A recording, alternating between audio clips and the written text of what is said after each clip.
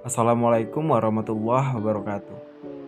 Kami kelompok 1 pengauditan yang membahas PT Oni Capital Tbk yang beranggotakan 5 orang. Yang pertama itu Aldino Rifnarema dengan NIM 2130403007. Yang kedua Mili Dwi Agusti dengan NIM 2130403054. Yang ketiga Nadia Viola Putri dengan NIM 2130403060. Yang keempat Nurul Hidayah dengan NIM 2130403072. Yang kelima Putri Amelia dengan NIM 2130403077. Berikut kami akan membahas tentang PT Oni Capital Tbk.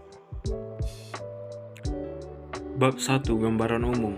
Pertama, latar belakang. Investasi memiliki posisi yang sangat strategis dalam tataran pembangunan perekonomian suatu negara. Investasi merupakan penempatan sejumlah dana dengan harapan dapat menghasilkan keuntungan di masa depan. Investor akan melakukan riset terhadap perusahaan untuk mengetahui potensi perusahaan dalam mendapatkan keuntungan, sehingga perusahaan akan menampilkan potensi dan kinerja perusahaannya agar diminati oleh investor untuk menanamkan modalnya. Adapun sektor perusahaan yang kini diminati oleh investor yakni perusahaan sektor jasa. Sektor utama pilihan investasi dalam 5 tahun terakhir bergeser dari sektor perusahaan manufaktur ke perusahaan sektor jasa.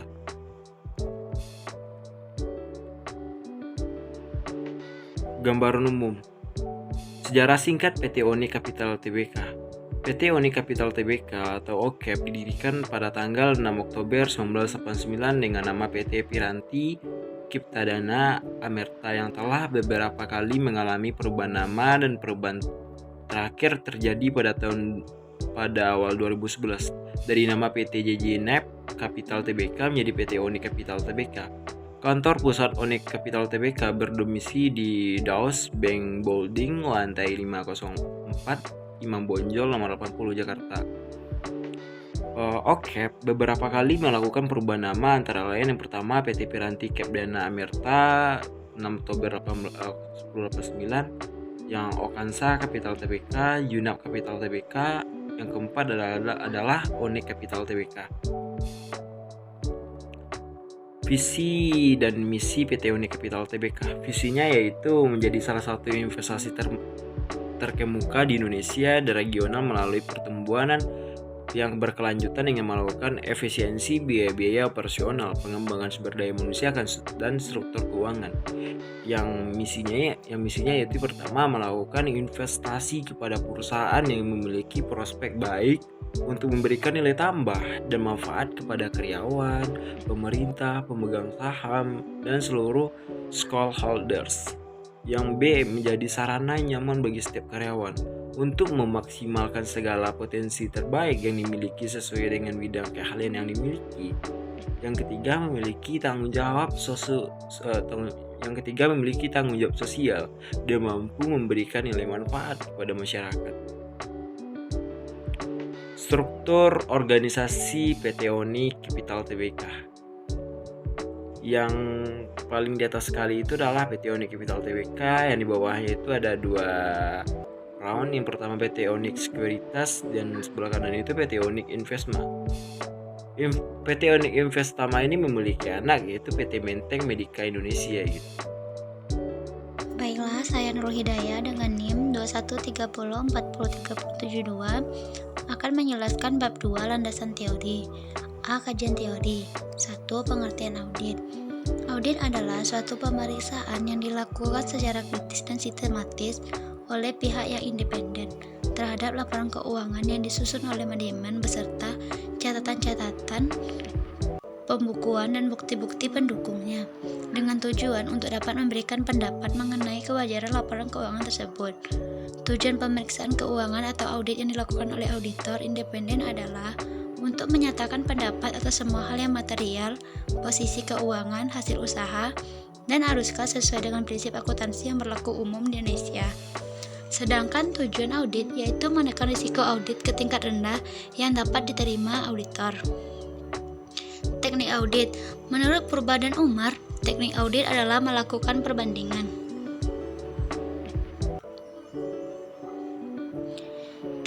audit diantaranya: 1. Pemeriksaan fisik. Pengujian fisik adalah pengujian substantif yang melibatkan perhitungan aktivitas nyata seperti uang tunai, perlengkapan bangunan, dan peralatan. Teknik ini tidak dapat diterapkan pada aset yang keberadaannya dibuktikan, terutama melalui dokumentasi seperti piutang usaha, investasi, atau pembayaran di muka. Selain itu, teknik ini juga tidak dapat diterapkan pada kewajiban, pendapatan, atau beban. Yang kedua, konfirmasi. Konfirmasi adalah metode yang digunakan auditor untuk memperoleh bukti audit dengan meminta tanggapan tertulis dan lisan dari pihak ketiga yang independen atas hal tertentu yang mempengaruhi laporan keuangan. Yang ketiga, dokumentasi. Dokumentasi adalah metode pengumpulan bukti audit yang dilakukan oleh auditor dengan memeriksa berbagai dokumen dan catatan klien untuk mendukung informasi yang disajikan atau seharusnya disajikan dalam laporan keuangan. Dokumen catatan klien diperiksa oleh auditor adalah dokumen dan catatan yang memberikan informasi tentang perilaku bisnis klien. Yang keempat, prosedur analitis. Prosedur analitis adalah suatu metode pengumpulan bukti audit yang digunakan oleh auditor dengan cara menganalisis data klien, kemudian mencari berbagai perbandingan data klien berupa saldo dan rasio klien, kemudian mencari hubungan dari data tersebut. Yang kelima, wawancara. Wawancara adalah metode pengumpulan bukti audit yang melibatkan pertanyaan lisan dan tertulis oleh auditor. Pertanyaan-pertanyaan ini dibuat secara internal kepada manajemen atau karyawan klien, seperti pertanyaan tentang perjanjian utang atau kemungkinan penagihan piutang. Yang keenam, hitungan tes. Perhitungan pengujian adalah suatu metode pengumpulan bukti audit di mana auditor melakukan proses pengulangan aktivitas klien. Kemudian hasil yang diperoleh auditor dari pengulangan aktivitas tersebut dibandingkan dengan hasil yang diperoleh klien untuk memperoleh bukti audit. Yang terakhir, pengamatan. Observasi adalah penggunaan indera auditor untuk menilai aktivitas fisik klien. Pengamatan terkait dengan mengamati dan menyaksikan pelaksanaan suatu kegiatan dan proses.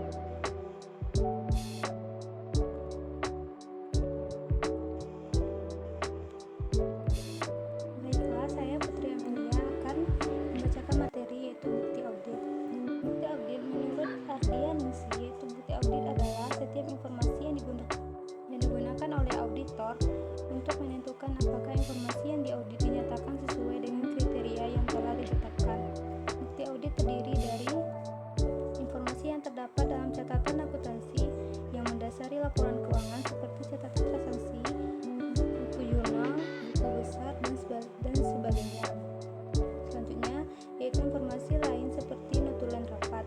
Bukti tersebut harus memenuhi sifat dan kualitas jumlah yang memadai agar kesimpulan yang dibuat besertai bukti-bukti tersebut valid. Kemudian, bukti audit juga harus memenuhi beberapa syarat, yaitu pertama, cukup. Bukti audit dikatakan cukup apabila jumlah memenuhi syarat untuk mendukung temuan auditor. Yang kedua adalah relevan, yaitu bukti audit dikatakan relevan apabila mempunyai hubungan yang logis dan dapat dimengerti dengan kriteria audit yang ditetapkan. Yang ketiga, kompeten. Bukti audit dikatakan kompeten apabila bukti yang diperoleh berasal dari sumber yang independen dan dapat dipercaya serta terjamin keakuratannya. Yang keempat adalah prosedur audit. Menurut Ardianisi, yaitu prosedur audit adalah metode atau cara yang dilakukan oleh auditor untuk memperoleh bukti audit selama proses audit itu berjalan. Kemudian bukti audit ini dapat diperoleh auditor dengan melakukan serangkaian prosedur audit yang terdiri dari beberapa hal. Yang pertama adalah inspeksi. Inspeksi adalah salah satu prosedur yang dapat digunakan oleh auditor untuk menilai risiko.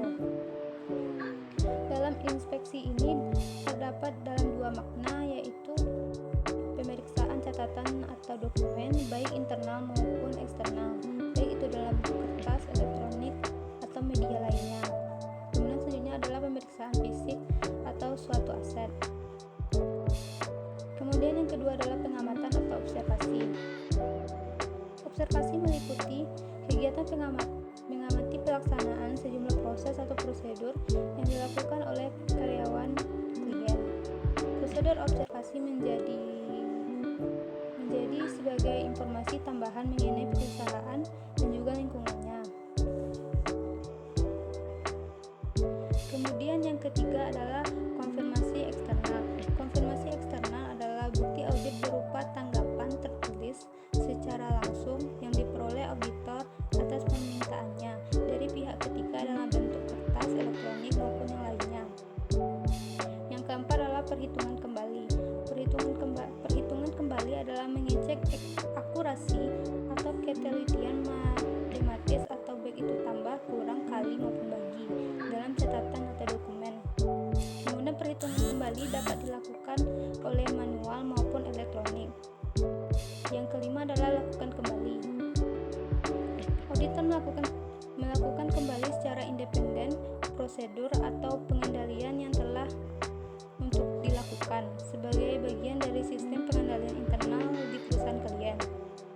Yang keenam adalah prosedur analitikal. Merupakan kegiatan mempelajari dan membandingkan data-data keuangan maupun data non-keuangan yang saling berhubungan. Baik itu melakukan perbandingan laporan keuangan. Prosedur analitikal merupakan salah satu prosedur penilaian risiko yang membantu mengidentifikasi hal-hal yang mempunyai implikasi terhadap laporan keuangan dan juga audit. Yang ketujuh adalah bertanya. Bertanya adalah mencari informasi dan orang yang mengetahui masalah keuangan dengan keuangan, baik orang di dalam perusahaan maupun di luar perusahaan. Bertanya ini bisa digunakan secara ekstensif sepanjang audit, dan ini merupakan salah satu prosedur untuk melakukan penilaian risiko. Yang kedelapan adalah teknik audit berbasis komputer. Penggunaan software audit untuk melakukan berbagai prosedur audit apabila catatan akuntansi klien dipelihara dalam media elektronik. Baiklah, saya Meli Dwi Agusti akan melanjutkan pembahasan pada bab 2 landasan teori ini. Pada bagian B, yaitu hasil investigasi pada PT Onyx Capital Tbk. Sebelumnya, notasi khusus itu adalah pemberitahuan berupa simbol khusus yang diberikan oleh Bursa Efek Indonesia atau BI kepada investor agar bisa mengetahui kondisi kurang baik dari sebuah emiten.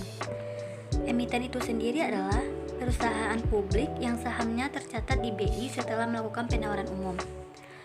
Notasi khusus yang diberlakukan BI ini berupa huruf-huruf yang setiap hurufnya memiliki pengertian yang berbeda dan diberikan secara beragam kepada masing-masing emiten.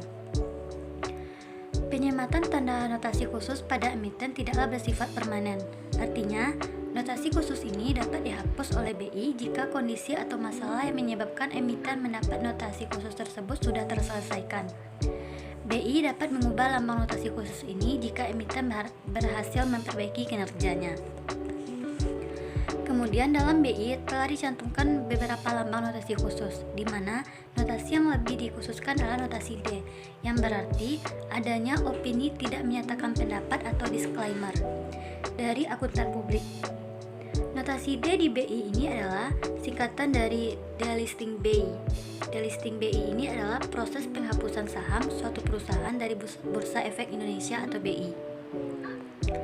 Selanjutnya adalah penyematan tanda notasi khusus ini juga terdapat pada perusahaan Onyx Capital Tbk, yaitu notasi khusus D.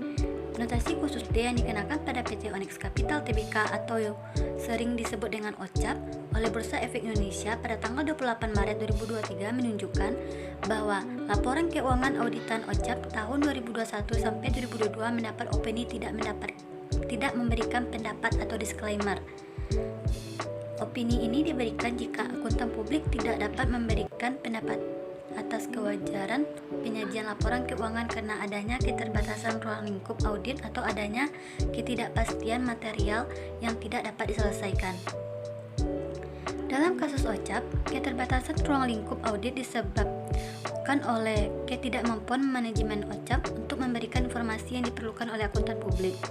Ketidakpastian material yang tidak dapat diselesaikan disebabkan oleh adanya kemungkinan kerugian yang signifikan yang belum dapat diukur dengan andal. Pemberian notasi D kepada OCAP memiliki beberapa konsekuensi terhadap OCAP tersebut, antara lain: yang pertama, saham OCAP tidak dapat diperdagangkan di BI. Yang kedua, OCAP dilarang melakukan emisi efek baru, baik berupa obligasi, surat berharga maupun saham. Yang ketiga, OCAP wajib melakukan audit ulang atas laporan keuangannya. Ketiga tersebut adalah konsekuensi yang didapatkan oleh PT OCAP atas pemberian notasi D oleh BI. Selanjutnya adalah Kantor Akuntan Publik atau disebut dengan KAP, Mirawati Sensi Idris telah melontarkan opini disclaimer atau tidak menyatakan pendapat terhadap kondisi keuangan PT Onyx Capital Tbk. Sejumlah alasan yang melatar belakangi pernyataan tersebut termasuk laporan laba rugi komprehensif yang diderita oleh OCAP senilai 31,67 miliar, defisit saldo 280,94 miliar, hingga defisiensi modal sebesar 226,68 miliar pada laporan keuangan tahun buku 2022. OCAP juga memiliki saldo pinjaman kepada pemegang saham senilai 12 juta euro dolar dan US dollar 825.000 atau total setara dengan 152,88 miliar yang telah jatuh tempo. Namun, perusahaan belum menerima persetujuan perpanjangan periode pinjaman. Ketidakpastian bisnis OCAP juga ditambah saat perusahaan menyetujui pembubaran PT Onyx Sekuritas atau OSEK selaku entitas anak yang izinnya telah dicabut oleh Otoritas Jasa Keuangan atau OJK pada tanggal 8 Desember 2021. Laporan keuangan 2022 mencatat Onyx Capital menderita rugi bersih mencapai 31,68 miliar atau sudah bengkak sebesar 241,21% yang dibandingkan 2021 yang mencatat rugi sebesar 9,28 miliar. Itulah alasan kenapa PT OCAP mendapatkan notasi D dari BI. Sekian penjelasan dari Kesimpulan, PT Onyx Capital Tbk OCAP didirikan pada tanggal 6 Oktober 1989 dengan nama PT Piranti Cap Dana Amerta yang telah beberapa kali mengalami perubahan nama dan perubahan terakhir terjadi pada awal 2011 dari nama PT Junep Capital Tbk menjadi PT Onyx Capital Tbk.